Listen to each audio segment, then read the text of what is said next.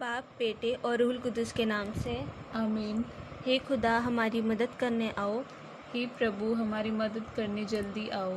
जलाल बाप और बेटे और रूहुल कुद्दुस का हो, जैसे कि इब्तिदा में था, अब है और हमेशा होगा।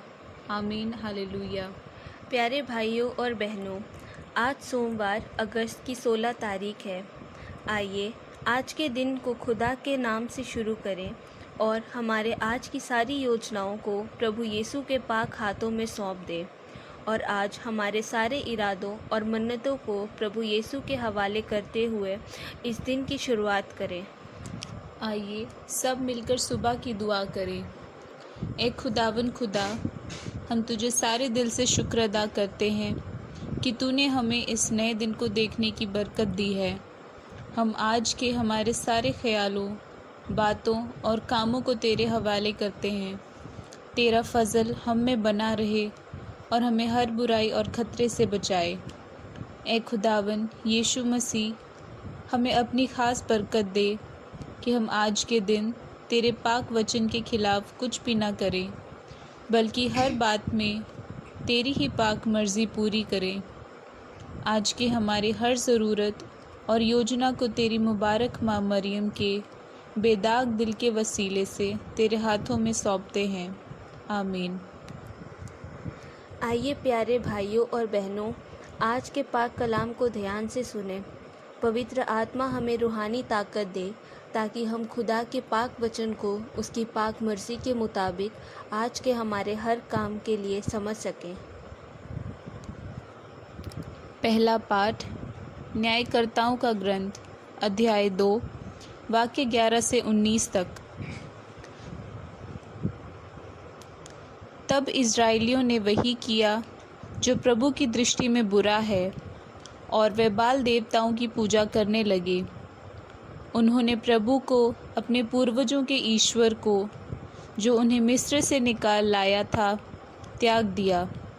वे अपने आसपास रहने वाले लोगों के देवताओं के अनुयायी बनकर उनकी पूजा करने लगे। उन्होंने प्रभु को अप्रसन्न कर दिया। वे प्रभु को त्याग कर बाल और अश्तारता देवियों की पूजा करने लगे। तब प्रभु का कोप इज़राइलियों के विरुद्ध भड़क उठा। उसने उन्हें छापेमारों के हवाले कर दिया, जो उन्हें लूटने लगे। उसने उन्हें उनके शत्रुओं के हाथ बेच दिया और वे उनका सामना करने में असमर्थ रहे।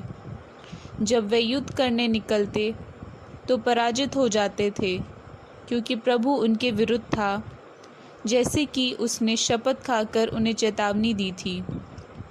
जब इज़राइलियों की दुर्गति बहुत अधिक बढ़ जाती थी तो प्रभु न्यायकर्ताओं को नियुक्त किया करता था, जो उन्हें लूटने वालों के हाथ से बचाया करते थे। किंतु वे न्यायकर्ताओं की बात नहीं मानते और पथभ्रष्ट होकर पराये देवताओं की पूजा और उपासना करते थे। वे प्रभु की आज्ञा पर चलने वाले अपने पूर्वजों का मार्ग शीघ्र ही छोड़ देते थे। वे अपने पूर्वजों का अनुकरण नहीं करते थे। जब प्रभु उनके लिए कोई न्यायकर्ता नियुक्त करता था तो प्रभु उसका साथ देता, और जब तक न्यायकर्ता जीता रहता था तब तक प्रभु इज़राइलियों को उनके शत्रुओं के हाथ से बचाया करता था, क्योंकि जब वे अपने अत्याचारियों के दुर्व्यवहार से पीड़ित होकर कराहते थे तो प्रभु को उन पर तरस आता था।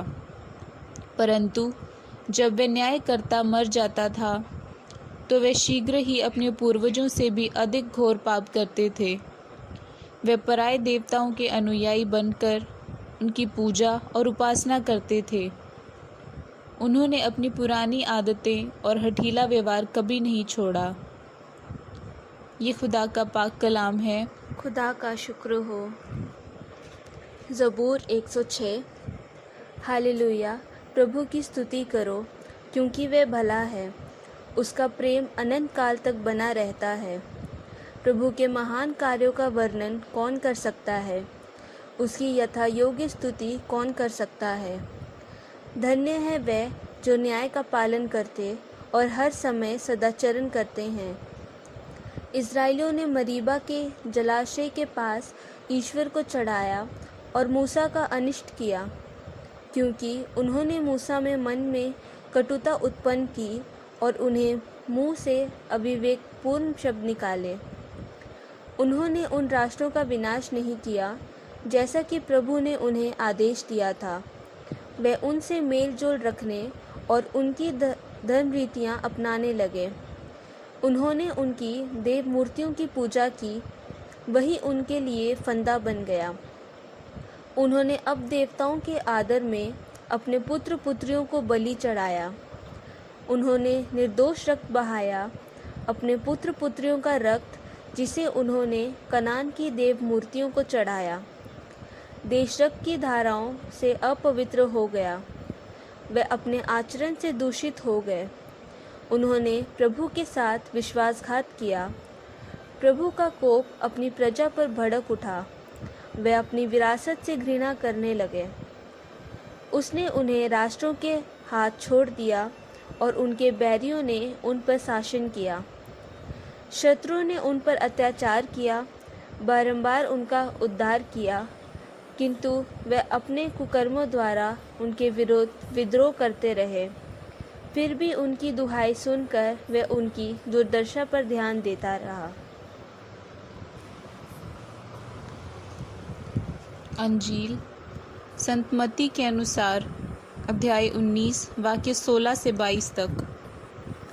एक व्यक्ति ईसा के पास आकर बोला, गुरुवर, अनंत जीवन प्राप्त करने के लिए मैं कौन सा भला कार्य करूं? ईसा ने उत्तर दिया, भले के विषय में मुझसे क्यों पूछते हो? एक ही तो भला है। यदि तुम जीवन में प्रवेश करना चाहते हो तो आज्ञाओं का पालन करो। उसने पूछा, कौन सी आज्ञाएं?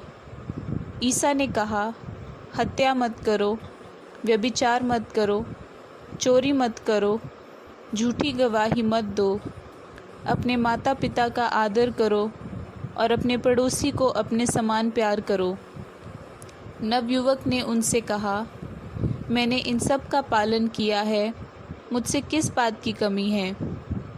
ईसा ने उसे उत्तर दिया, यदि तुम पूर्ण होना चाहते हो तो जाओ, अपनी सारी संपत्ति बेचकर गरीबों को दे दो और स्वर्ग में तुम्हारे लिए पूंजी रखी रहेगी। तब आकर मेरा अनुसरण करो। ये सुनकर वह नवयुवक बहुत उदास होकर चला गया, क्योंकि वह बहुत धनी था। ये खुदा की पाक अंजील है। ए मसीह, तेरी सिताइश हो। हम दुआ करें। हे खुदा, आज के इन पाक वचनों के लिए हम तुझे धन्यवाद देते हैं। हमारे आज के दिन के हर विचार, योजना और मेहनत में तेरा फजल हमें संभाले। हमारी हर मेहनत तेरे रहम और प्यार के चलते तेरे आत्मा के फल पैदा करे और हमारी हर परेशानी मुसीबत में हमें तेरे पाक फरिश्तों का सहारा मिले। ये पवित्र आत्मा हमारे दिल दिमाग में उतर आओ और हमें अपने वरदानों से भर दो। ए प्रभु यीशु, हम पर रहम कर और हमें अपने प्यार और रहम से भर दे, ताकि हम आज के दिन को हलीमगी और प्यार के साथ जी सकें। ये दुआ हम करते हैं अपने प्रभु यीशु के नाम से, आमीन। ए हमारे बाप, तू जो आसमान पर है, तेरा नाम पाक माना जाए, तेरी बादशाही आए, तेरी मर्जी जैसे आसमान पर पूरी होती है ज़मीन पर भी हो। हमारे रोज़ाना की रोटी आज हमें दे, और जिस तरह हम अपने कर्जदारों को बख्शते हैं, तू हमारे कर्ज हमें बख्श, हमें आजमाइश में न पड़ने दे, बल्कि बुराई से बचा। आमीन। सलाम ए मरियम, पुरफज़ल, खुदावंद तेरे साथ है, तू औरतों में मुबारक है, मुबारक तेरे पेट का फल यीशु। ए मुकद्दसा मरियम, खुदा की माँ, हम गुनहगारों के वास्ते दुआ कर, अब और हमारी मौत के वक्त। आमीन। जलाल बाप, बेटे और रूहुल कुदुस का हो, जैसे कि इब्तिदा में था और हमेशा रहेगा। आमीन। खुदावंद हम सबको बरकत दे, हमें हर बुराई से बचाए और हमें हमेशा की ज़िंदगी रास्ते पर ले जाए।